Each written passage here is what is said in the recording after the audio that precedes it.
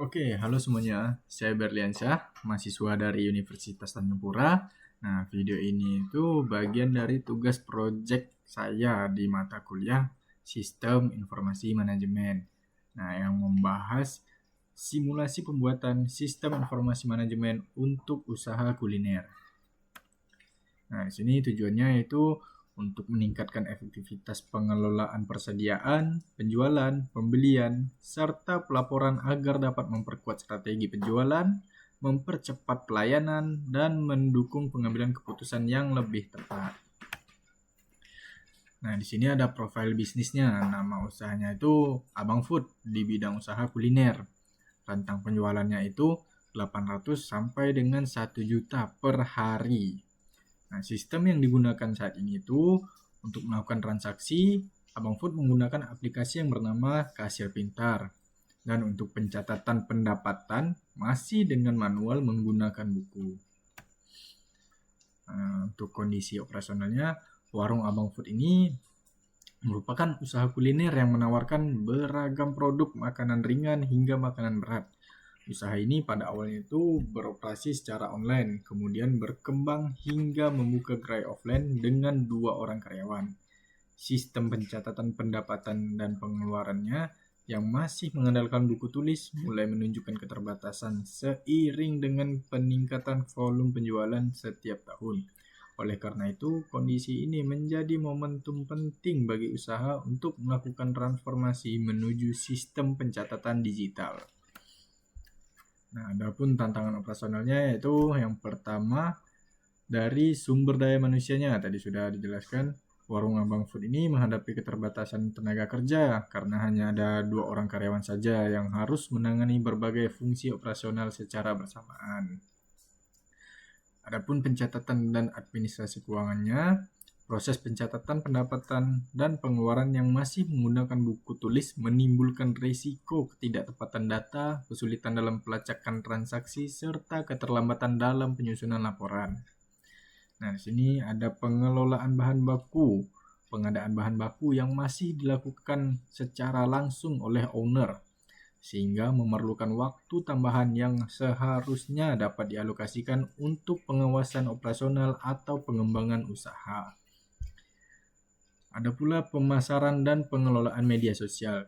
Kegiatan promosi melalui media sosial sepenuhnya ditangani oleh owner, sehingga menambah beban kerja di tengah tanggung jawab operasional lainnya. Nah, sini mengapa sistem informasi manajemen menjadi solusi untuk Abang Food? Jadi, sistem informasi manajemen menjadi solusi strategis bagi warung Abang Food karena mampu menjawab berbagai tantangan operasional yang muncul seiring berkembangnya usaha. Yang pertama, meningkatkan efisiensi operasional. Yang kedua, meminimalkan kesalahan administrasi. Yang ketiga, mendukung pengambilan keputusan. Yang keempat, mendukung transformasi digital usaha. Nah, ada pula di sini struktur divisi yang harus terhubung, yaitu ada ownernya, divisi produksi bagian dapur, dan ada divisi layanan pelanggan, ada divisi keuangan dan administrasi ataupun biasa kita sebut kasir ya. Ada juga divisi pengadaan bahan baku dan divisi pemasaran digital, bagian media sosialnya, yaitu bagian promosinya begitu. Nah, ada jenis data penting yang harus dikelola di Abang Food ini, yaitu pertama, data penjualan yang terdiri dari jumlah transaksi harian, jenis menu yang terjual, metode pembayaran, dan total pendapatan. Ada juga data pengeluaran yang berisi pembelian bahan baku, biaya operasional, biaya listrik, dan juga biaya gas. Data bahan baku dan persediaan. Nah, isinya itu stok bahan baku, jumlah penggunaan harian, kebutuhan pembelian berikutnya. Adapun data pemasaran dan media sosial atau kita sebut promosi gitu. Isinya itu performa konten, jumlah engagement, dan efektivitas promosi. Nah, rancangan sistem informasi manajemen. Jadi, Sistem informasi manajemen untuk warung Abang Food dirancang modular dengan 4 modul utama yang saling terintegrasi agar meningkatkan efisiensi operasional, memperbaiki ketepatan pencatatan data, serta menyediakan informasi yang akurat dan real-time guna mendukung pengambilan keputusan strategis. Yang pertama, modul penjualan. Modul ini mencatat seluruh transaksi secara real-time, termasuk pesanan, jenis menu, harga, dan metode pembayaran. Sistem juga menyediakan rekap otomatis harian, mingguan, dan bulanan untuk memantau tren penjualan. Nah, ada juga modul pengeluaran operasional, berfungsi mencatat seluruh biaya operasional seperti pembelian bahan baku, gas, pembayaran listrik, dan kebutuhan lainnya. Modul ini membantu pemilik mengetahui posisi keuangan secara lebih akurat. Yang ketiga, modul manajemen persediaan, mengatur data masuk dan keluar bahan baku serta memberikan notifikasi jika stok mulai menipis. Sistem juga menyediakan riwayat penggunaan bahan untuk mengoptimalkan proses pembelian. Yang terakhir, modul SDM. Nah, untuk membuat data karyawan, pembagian tugas, dan kehadiran. Modul ini membantu pemilik dalam memastikan operasional tetap berjalan meskipun SDM-nya terbatas. Nah, di sini ada pula rekomendasi teknologi yang tepat.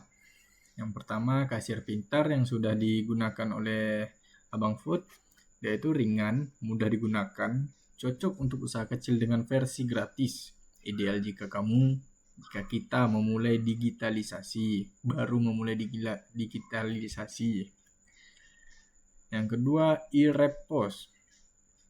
Ini bisa berjalan secara offline ya dan online. Fitur pencatatan penjualan, stok, laporan harian. Cocok jika koneksi internet tidak selalu stabil. Adapun Mokapos, ini berbasis cold dengan fitur penjualan, inventaris, pelaporan keuangan, cocok jika kamu ingin sistem yang lebih siap berkembang. Yang terakhir ada Pawon, ini untuk mendukung manajemen kasir, stok, transaksi online atau offline, cocok bila nanti warung berkembang atau menambah layanan online. Nah, di sini ada kesimpulan dari saya, saran dari saya. Kasir pintar dan e-Repos cocok untuk tahap awal. Sementara Mokapos dan Pawon dapat digunakan saat usaha semakin berkembang. Ada pula manfaat SIM bagi manajemen Abang Food. Yang pertama, mempermudah perencanaan melalui data penjualan, pengeluaran, dan tren menu yang tersaji secara rapi. Yang kedua, meningkatkan pengawasan operasional. Yang ketiga, mempercepat proses pengambilan keputusan. Yang keempat, mengoptimalkan pengalokasian sumber daya. Yang kelima, meminimalkan kesalahan administratif. Yang terakhir, mendukung evaluasi kinerja usaha. Nah, sehingga manajemen dapat melihat perkembangan dan menentukan strategi berikutnya. Oke, saya rasa cukup sampai di sini. Demikian penjelasan dari saya. Terima kasih atas perhatian semuanya dan sampai jumpa.